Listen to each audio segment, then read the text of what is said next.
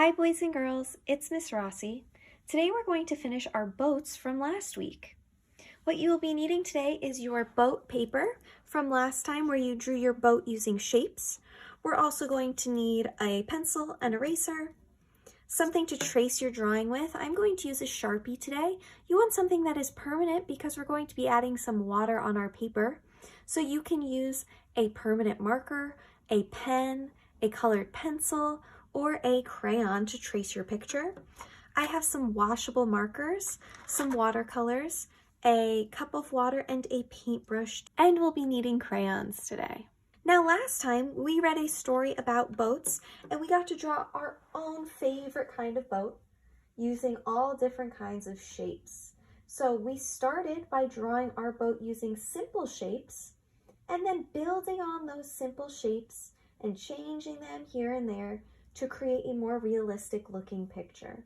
And we talked about how that's how artists create their own realistic drawings. They start with simple shapes and then they transform those simple shapes into realistic pictures by layering and erasing. Before we get started tracing our picture, you can grab your pencil and eraser and add any last minute touches to your paper before we start to color it. So maybe you want to add some more people inside your boat. Maybe you want some sea creatures or something in the water.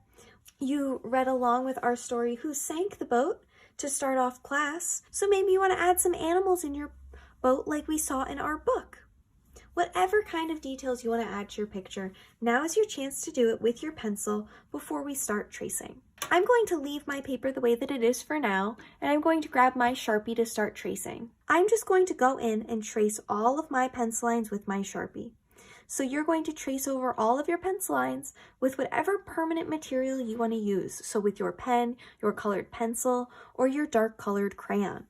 If you have very tiny details, be extra careful in there because we still want to be able to see those once we are done tracing.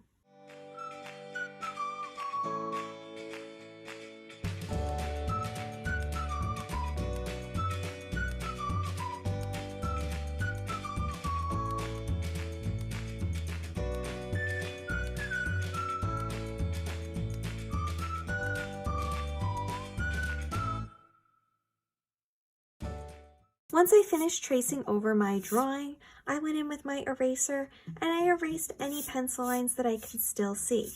Now I'm ready to start adding color. What I'm going to do today to color is I'm going to again mix my crayons with my water-based materials like my watercolor and my washable markers. So with my crayons, the only thing I'm going to color in to start is my boat and my two little sections of land.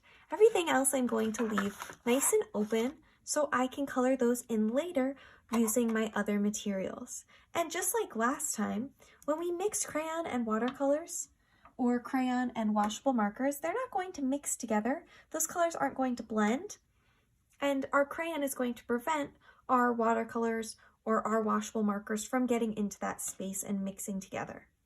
So I want to color just my boat and just my little land pieces with my crayons.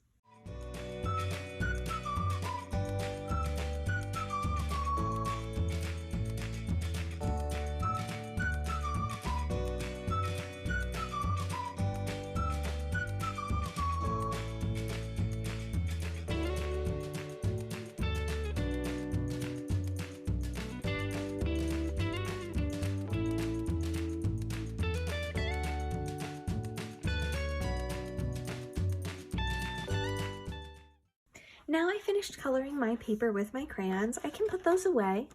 I only colored in those certain sections like my boat, my lighthouse, that little patch of sand. I also colored in the sun because I don't want my other colors mixing in with my sun. Now I'm going to focus on the water. Now we're going to use something special today. We're going to make watercolor paint using our washable markers. So I'm going to take my blues, maybe even a purple out of my washable markers. And I am just going to draw some wavy lines in my water with my markers.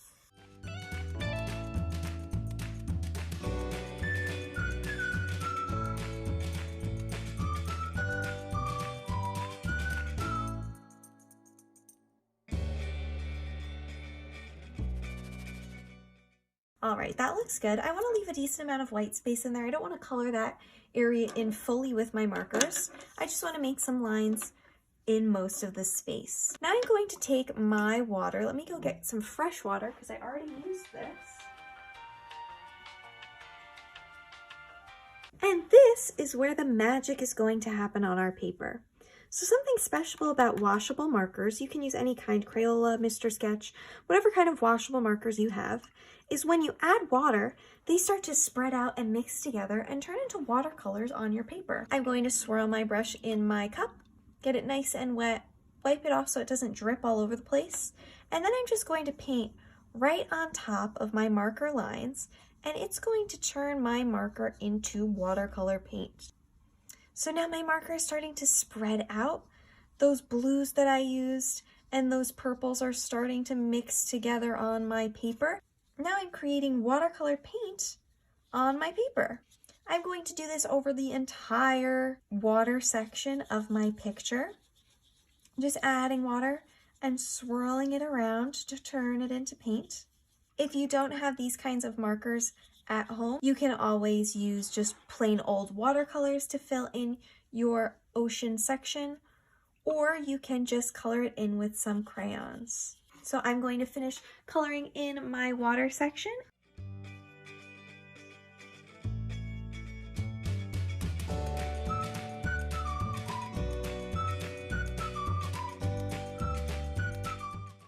Now that I finished going over all the top of my marker with my water, it has created some really pretty blurry lines where you can see the marker spreading out, and it gave me a nice light blue background color for my water. So now I was able to add texture and color with that technique. Now with my sky, I think I'm going to go in with my straight watercolors, but if you want to continue this technique, you can try it with some markers.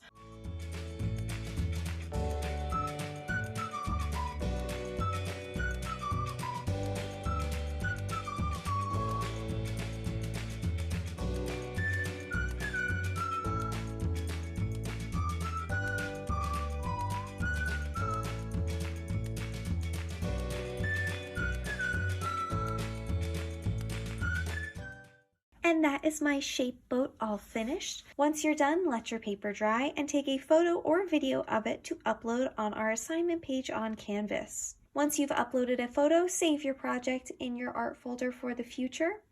I can't wait to see the amazing boats you guys have created and how cool and different your backgrounds are going to look. Try your best, have fun, and get creative. I'll see you soon. Bye!